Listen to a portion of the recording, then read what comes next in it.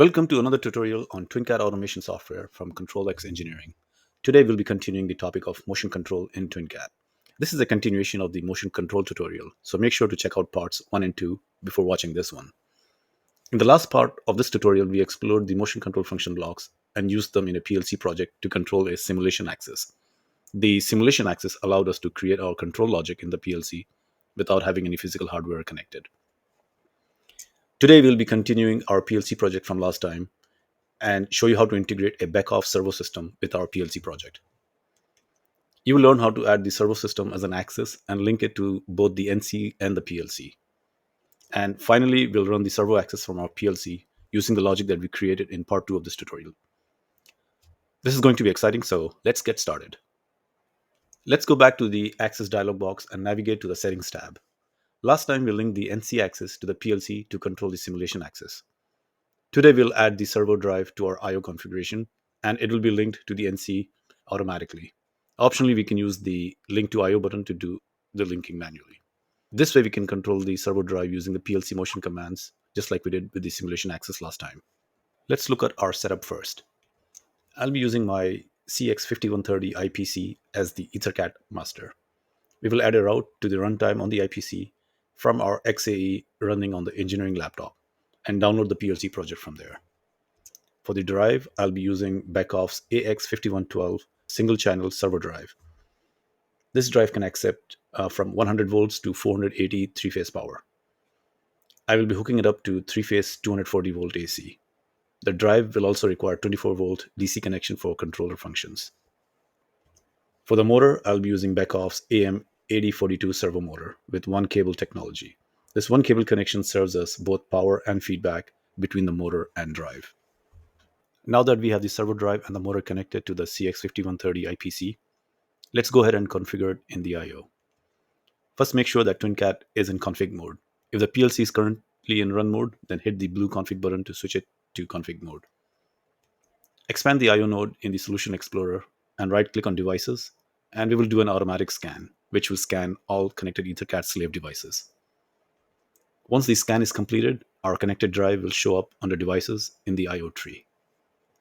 TwinCAT determines that the scanned EtherCAT device is a drive and will offer the user a choice of appending the axis to the motion node, either as an NC axis or a CNC axis.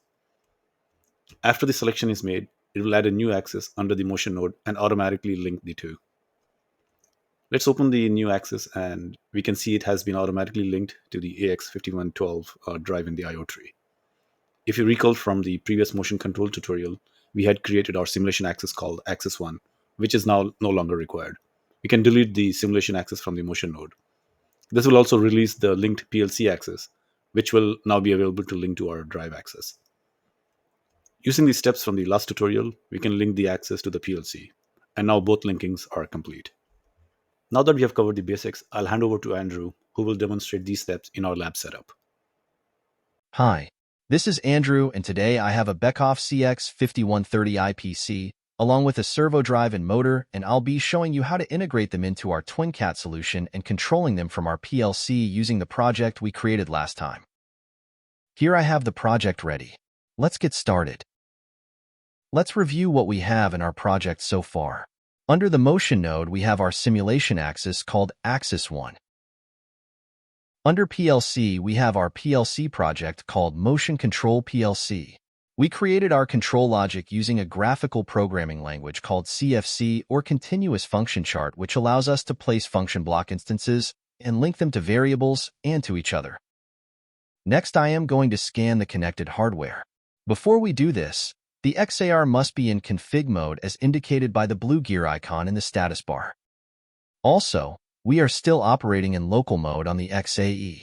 Since all the hardware is connected to the Beckhoff IPC, we have to first connect to the XAR on the IPC. To do this, click on Choose Target System. In the dialog box, we will search Ethernet to find the runtime. Since I have configured my runtime with a fixed IP address, I can enter that in the field directly. My XAR shows up. Now I can click on the Add Route button to add the route. Here, we will use the default credentials and click OK. The XAR is now securely connected to the XAE. We can close this dialog box now. The runtime is now listed here. I will select it and click OK to accept. Now that we have switched from local mode to remote mode, we can begin scanning the hardware. Go to Devices and select the Scan option to automatically detect connected devices.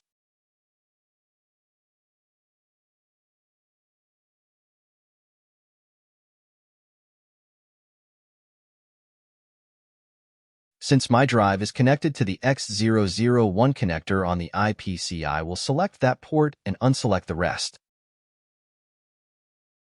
After the selection is made, click OK to start adding the scanned hardware to the I/O node. TwinCAT recognizes my drive and will now attempt to detect the connected motor.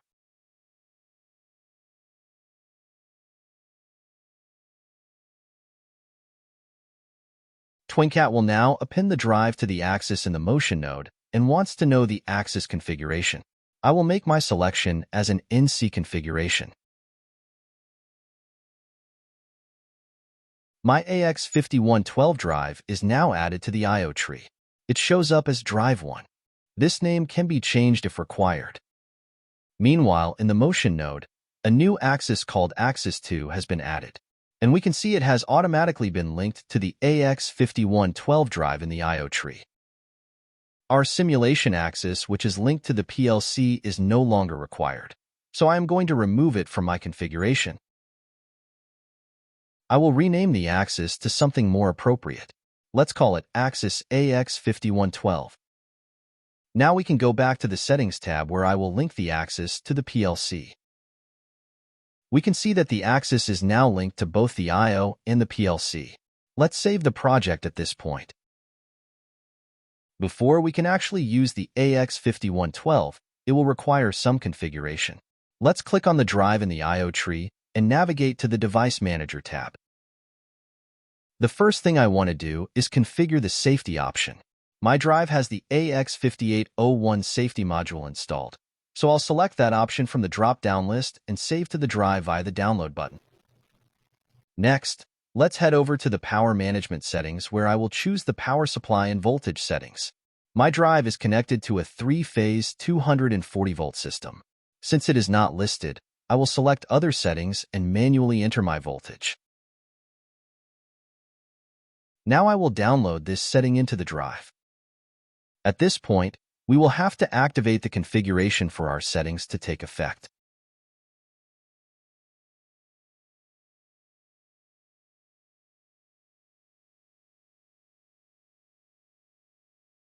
It shouldn't be too long now. We're almost there.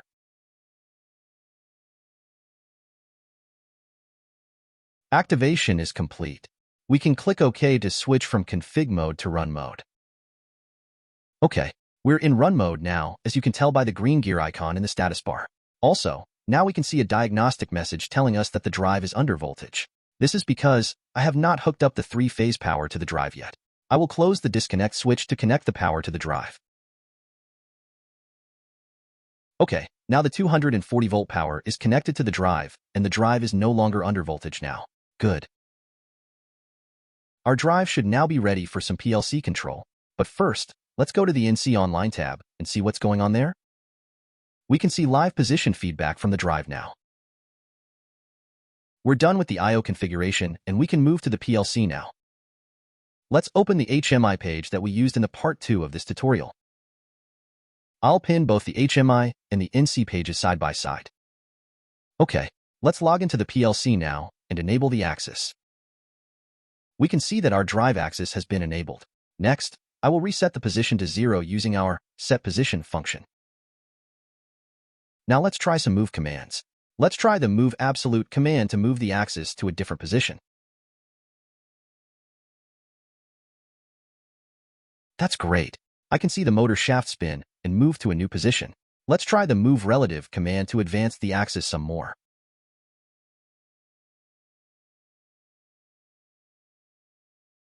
Let's bring it back to position 100 using the move absolute command, and you can see the actual speed showing is negative as the motor shaft spins in the reverse direction back to position 100. Next, I will try endless rotation by using the move velocity command. With a speed set point of 50 mm per second, and an acceleration of 50 millimeters per second squared. The shaft accelerates to the desired speed. Let's try a few other set points.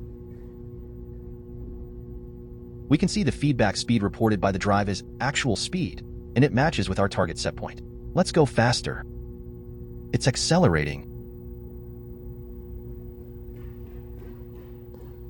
My acceleration is low. Let's try bumping that up to 200 and try higher speed. It's accelerating to the target speed, and now it's in velocity. To stop the motor, we have to use the stop command. The motor now decelerates at the same rate and comes to a standstill. In case you didn't notice, after accelerating to the target velocity, the status bit, in velocity, gets set and stays true as long as the speed set point does not change. So if I stop the motor, the in velocity bit gets reset. That's all for the fundamentals of integrating a drive into your TwinCAT project. Hope you found this tutorial helpful. If you have any questions, then please leave them in the comments. We read all the questions and will definitely get back to you. That's all for me. Hope you enjoyed this tutorial, and I will see you guys in the next one. And this concludes our 3-part Getting Started series on motion control with TwinCAT. Hope you found the series helpful. You should now be easily able to integrate and run your VFDs and servo systems from within TwinCAT. Similar steps can be implemented for integrating third-party drives with TwinCAT. If you're interested in learning how to integrate a non-Beckhoff drives into your TwinCAT project, please let me know and we can do a tutorial in the future. In the meantime, if you have any questions, please put them in the comments below. If you'd like me to cover any other motion control related topic, please let me know in the comments and I'll try to incorporate them in a future tutorial. If you found this video helpful, then please consider subscribing so you don't miss out on future tutorials. As always, thank you for watching and keep innovating.